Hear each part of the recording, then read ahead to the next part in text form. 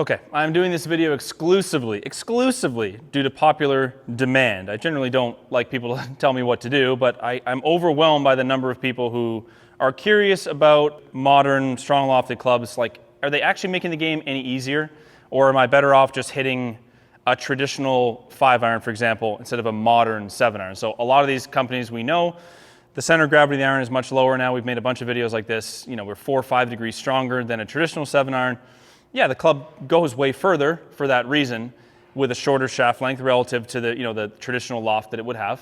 But is it actually making the game easier? So if I were to take a very traditional kind of blade 5-iron here, 28 degrees aloft, and I take a completely non-traditional, extremely powerful 7-iron, also 28 degrees aloft. 5-iron obviously has a 5-iron shaft in it. The 7-iron has a 7-iron shaft in it. Is it actually making it easier, or am I just picking a different club with, it says 7-iron, but it's basically a 5-iron? Am I basically just effectively having the same result, or am I actually going to be able to be more accurate, more confident over the ball, something? More or less, it has to equate to hitting more greens. If you don't hit more greens, it's kind of pointless. I think most people can agree on that. Yes, it's nice to hit 7-iron where I used to hit 5-iron, but am I actually hitting the putting surface more frequently?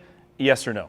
And I confess, I've never actually done this experiment. I've never actually taken this really old style club and a really new style club at the same loft and hit a bunch of shots to the same green and said, like, how many greens are we gonna hit? Is it much easier? Let's just find out.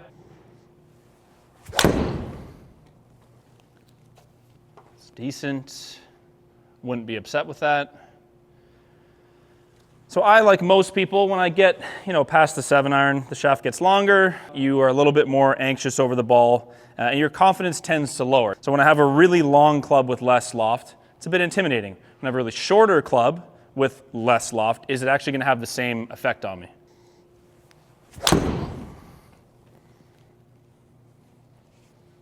Okay, that's okay. A little bit of my normal pattern to start with, a bit of a overdraw. Better. Okay, so we grabbed 2 out of 3 greens so far. Now, I expect the 5-iron might go a couple yards further just from the shaft length. So the shaft length does, for most people, produce a bit more club head speed. Okay, that's good too. 3 greens.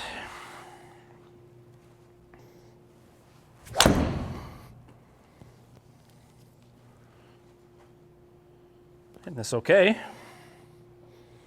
Hitting this okay.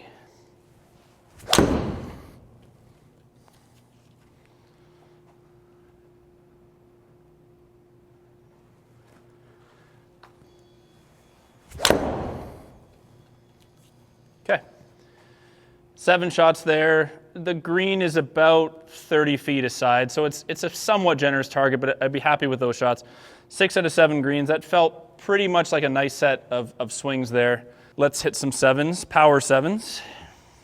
Picking up the 7-iron.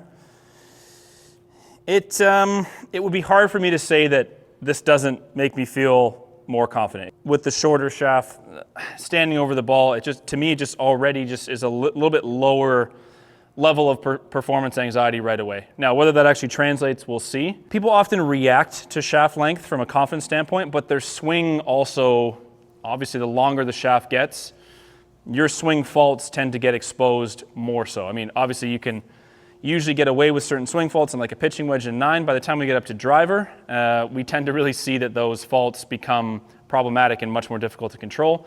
The shaft length has not all to do with it, but has a lot to do with it.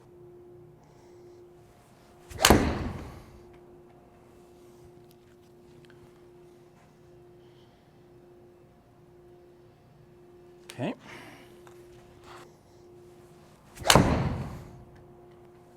Pretty good.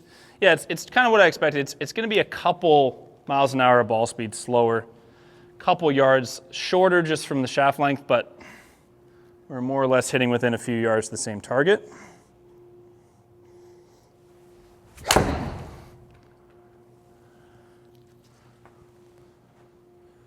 Interesting. So kind of what I had mentioned before is sort of already happening. So at the moment, my tendency, the longer the club gets, is actually to lose the ball right. So I'm overdrawing the ball, particularly in driver and kind of 3-wood. It would appear that with a shorter shaft, I'm getting a little bit less of that tendency. And I can kind of go at it with a little bit more aggression, a little bit more assertive swing without worrying about it turning over on me quite as much.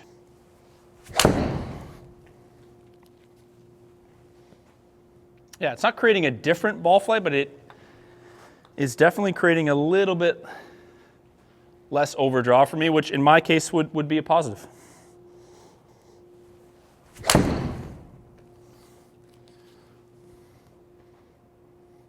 And to be honest, as I kind of warm into it a bit, the ball speeds and the distances are not that different.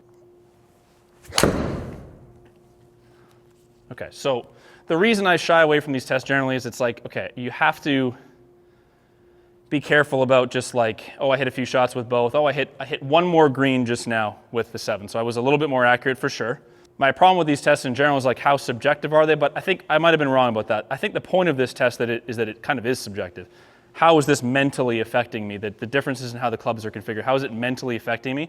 How does it positively or negatively affect my swing faults? Like, does it make them worse? Does it sort of mitigate them a bit? Does it kind of let me get away with them? In this case, it actually appears like that is happening with the power 7-iron over the 5-iron. It's giving me less of that overdraw from the shaft length.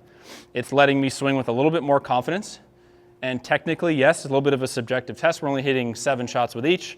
A little bit more accurate, one less missed green. Is that meaningful? Yeah, it's pretty meaningful. You'll see the launch angle on average a little bit lower out of the 5-iron.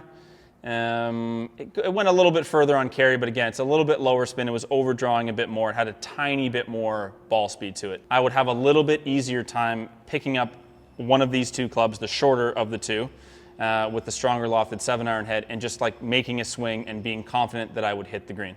It is not putting as much stress on my swing. 5-iron is giving me a little bit more what I would expect with the longer clubs, is where I start to lose it right, then you start to have to kind of hold on to the face a bit, you don't release it as much, and eventually you really start to lose confidence in the fact that you can just kind of pick up the club and hit and get a decent result. So the overhead view of the shots on the green, again, we hit quite a few on the green with the 5-iron. It's not that that wasn't working well. It's just, you know, today is interesting for me because that sort of selection of shots, 14 shots total, I felt like the swing was relatively in a groove. It didn't feel like I was fighting it. I suspect that if I had a day where I was really fighting it, if I had to pick between the two, if someone said, hey, you get $100 if you hit the green at 210, which one would I pick? I think that's probably the real test of this conversation is what would I answer to that after this test? I do suspect I would prefer to hit this thing. I think the other important thing to mention is I'm hitting a bunch of shots one after the other, sort of getting the swing in a groove. When you're, 5-10 minutes between shots and you're starting again with all the pressure on you, which club are you having to fight less based on your swing? So which one is going to allow you to just kind of like step up and make a swing and get an acceptable result? Which one is putting more pressure on that? Which one is making you sort of manipulate the swing to compensate for what you do? Someone's asking the question, hey, is it easier technically? Is it less pressure for me to hit a stronger lofted club? I suspect that from what I'm seeing, I might be inclined to say yes. Or at least that it's worth trying. And I wouldn't dismiss it based on going, oh, it's just the loft. It's like, of course, the loft is the main difference between these clubs. This is a 7-iron, that's a 5-iron. But you can't underestimate how much difference that shaft length makes and how it affects your swing and how much your tendencies in the swing will get worse with the longer shaft and how much you can kind of get away with it with the shorter shaft.